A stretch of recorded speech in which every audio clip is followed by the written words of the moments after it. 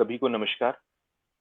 आज जी। इस planet talk show में हम लोग भविष्य की शिक्षा, अभी पूर्व में ही राष्ट्रीय शिक्षा नीति 2020 34 वर्ष बाद हमें प्राप्त हुई और उसी समय से हम राष्ट्रीय शिक्षा नीति और उसके क्रियान्वयन को लेकर चर्चा कर रहे हैं। इन सत्रों में हम लगभग भारत के प्रमुख प्रधानाचार्य बंधु, जो कि शिक्षा में एक लंबे अनुभव में कार्य कर रहे हैं, और देश विदेश में भी दूसरे देशों के भी शिक्षाविदों के साथ हमने पूर्व में बहुत सी चर्चा की है। 1986 में जब द्वितीय शिक्षा नीति का आना हुआ, प्रथम 68 में आई, उसके बाद 86 में और उसके बाद 2020 में कुछ बदलाव किए गए थे 1992 में, परंतु 34 वर्ष बाद हमें प्राप्त हुई। साथ में सभी जो ऑनलाइन यूजर्स हमें देख रहे हैं उनको भी नमस्कार। और आज हमारे साथ श्री नरेंद्र जी, आप एमकॉम एमए बीएड और सबसे इम्पोर्टेंट आपको गाजियाबाद के एक विद्यालय में आप इससे पूर्व रहे हैं और वहां आपने अकाउंटेंट में टीचर के दायित्व पर एक लंबे समय का काम किया और वर्तमान में आप इंडिया के one of the well reputed school में आप प्रधानाचार्य प्रिंसिपल के पद पर कार्यरत हैं। नरेंद्र जी, इस प्लैनेट टॉक शो में आपका बहुत बहुत स्वागत, अभिनंदन। जी, धन्यवाद अभिषेक जी। जैसा कि शिक्षा नीति आई है 34 वर्ष बाद, उसके बाद अब उसके क्रियान्वयन को लेकर कि उसका इम्प्लीमेंटेशन कैसे हो, देश भर में एक चर्चा का विषय बना है। देश भर में मीटिंग्स का दौर भी चल रहा है कि कैसे इसका क्रियान्वयन ग्राउंड स्तर पर किया जाएगा। नरेंद्र जी, पहला प्रश्न इसी से जुड़ा हुआ है जी। कि निश्चित ही शिक्षा नीति में सभी बिंदु अच्छे हैं, परंतु आपको क्या लगता है कि कुछ ऐसे बिंदु जो कि एक अमूलचूल परिवर्तन लेकर आने वाले हैं शिक्षा नीति 2020 के? नरेंद्र जी। इसमें छात्र को जो करके सीखने पर जोर दिया गया है, लर्निंग बाय डूइंग। हम जब कोई काम करके सीखते हैं तो वो ज्यादा इफेक्टिव होता है और उस पर थियोरटिकल से ज्यादा इफेक्शन आता है, परफेक्शन भी आता है। और एक बच्चे को जो रटने की प्रवृत्ति थी उसमें भी गारंटेड रूप से कमी आएगी और बच्चा जब करके सीखेगा तो उसमें उसको प्रैक्टिकली नॉलेज होगी। दूसरा, स्कूलिंग के समय स्टूडेंट्स को अपनी इच्छानुसार इंटर्नशिप करने का जो अवसर प्राप्त हो रहा है और उसका प्रभाव उसकी रुचि के अनुसार सकारात्मक होगा। और उसमें क्या है कि वो जिस कंपनी में जाएगा उस कंपनी को भी उसको समझने में आसानी होगी और भविष्य में एक अच्छा कर्मचारी वो कंपनी प्राप्त कर सकेगी। दूसरा इसमें यह है कि जो स्ट्रीम व्यवस्था का खत्म कर दी। पहले क्या होता था कि साइंस का ही सब्जेक्ट एक बच्चा लेना चाहता था या लेता था, ऐसा कंपल्सन था। अभी ये साइंस के साथ वो कुछ सब्जेक्ट कॉमर्स के भी सेट कर सकता है और साइंस के साथ कॉमर्स के साथ में साइंस के भी सकता है। और जो मातृभाषा का है उससे भी डेफिनेटली बच्चों को अच्छा लाभ प्राप्त होगा। जी, आपके विद्यालय में लगभग, जहां तक मुझे ज्ञात है कि लगभग 15 स्टेट्स के मिनिमम या लगभग जी। बच्चे बिल्कुल, पढ़ते हैं और लगभग आप 700 सही हैं। स्टूडेंट्स जी। आपके विद्यालय में आवासीय मतलब फुल टाइम पढ़ते जी। हैं। जी।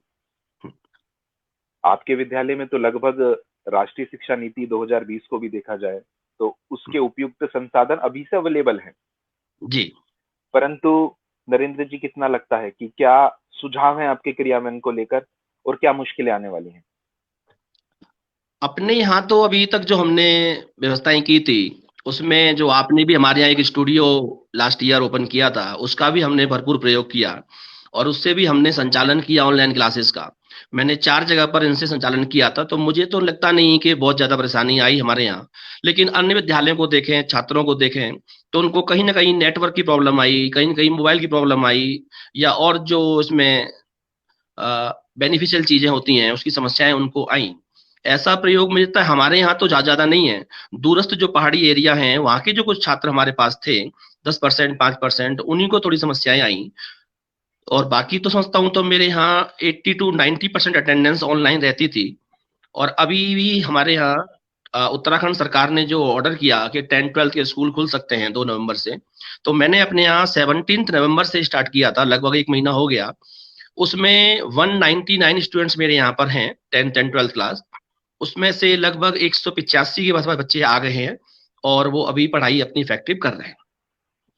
जी बाकी जो जी टेक्नोलॉजी के हिसाब से जो टीचर्स कह दीजिए, स्टूडेंट्स कह दीजिए, पेरेंट्स कह दीजिए, या इंडस्ट्रीज में हैं, जो लोग घबराते थे कि नहीं ऐसा नहीं होगा वैसा नहीं होगा, तो इस कोविड पीरियड ने उन सभी की इस जो समस्याएं आती थी या इससे डर लगता था, वो सब प्रयोग करके और उनका निश्चित रूप से ही विकास हुआ है। और हमारे क्या अन्य टीचर्स का भी इसमें डेवलपमेंट हुआ कि हम टेक्नोलॉजी का यूज कैसे कर सकते हैं आगे। और भी जब समय आएगा, या छुट्टियां होती हैं बहुत ही लंबी, विंटर वेकेशन हो जाती हैं, समर वेकेशन हो जाती है, उस समय हम बच्चों को असाइनमेंट देना, इन सबको इस तरीके से हम इस टेक्नोलॉजी का यूज भी कर पाएंगे। जी जी। कोविड का आपने अपना अनुभव साझा किया कि इस प्रकार से कुछ चीजें रही और समस्याओं का पालन, मतलब जो अनुभव करा आपने। जी इसी के साथ एक अगला प्रश्न नरेंद्र जी यह है कि कोविड में हमें आज से 5 वर्ष पूर्व मुझे याद है कि मैं पूर्व में विद्या भारती की कई बैठकों में गया हूँ और वहां पर हम वीडियो कॉन्फ्रेंसिंग के बारे में बताते थे कि इससे शिक्षा संभव है, तो एक स्वप्न सा लगता था। जी परंतु जी, सही कोविड कह ने रहे हैं वह कर दिखाया। सर। कोविड ने वह कर दिखाया। विद्यालय लगभग अगले सत्र से, हम वैक्सीन के बहुत नजदीक हैं, अगले सत्र से विद्यालय पूर्ण रूप से खुलेगा भी।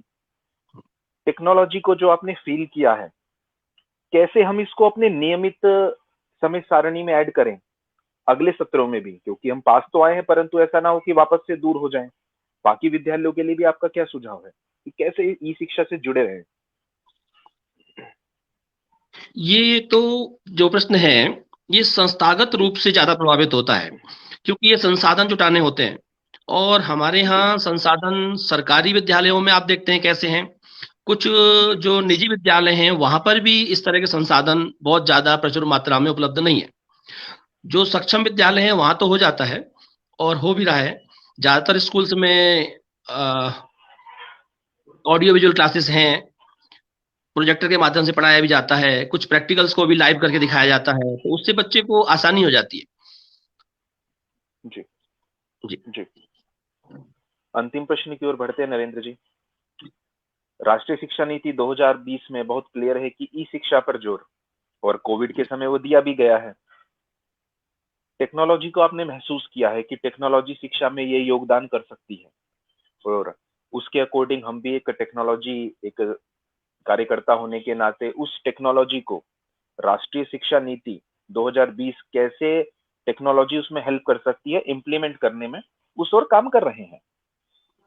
आपसे मेरा कुछ सुझाव कि आज के समय में टेक्नोलॉजी में क्या मॉड्यूल्स जरूर होने चाहिए एक शिक्षण एप्लीकेशन में, जो कि एक विद्यालय को, छात्र को, अभिभावक को और फायदा दें। शिक्षा नीति के क्रियान्वयन में हमको टेक्नोलॉजी के माध्यम से स्मार्ट क्लासेस, प्रोजेक्टर जो हैं जिसमें ऑडियो विजुअल क्लासेस हों, लैब में भी प्रैक्टिकल जब हम करते हैं तो वहाँ लाइव प्रोजेक्टर के माध्यम से हमें दिखाने चाहिए। और देख सकते हैं कि ई लाइब्रेरी का कॉन्सेप्ट भी बुरा नहीं है। अगर हम अपने यहाँ ई लाइब्रेरी का कॉन्सेप्ट विद्यालय में डेवलप करते हैं तो उससे अवश्य ही शिक्षा नीति में क्रियान्वयन का लाभ हमको प्राप्त होगा। जी जी। जी नरेंद्र जी, सभी सुझावों को आपको नोट किया गया है, हम इस पर कार्य कर रहे हैं।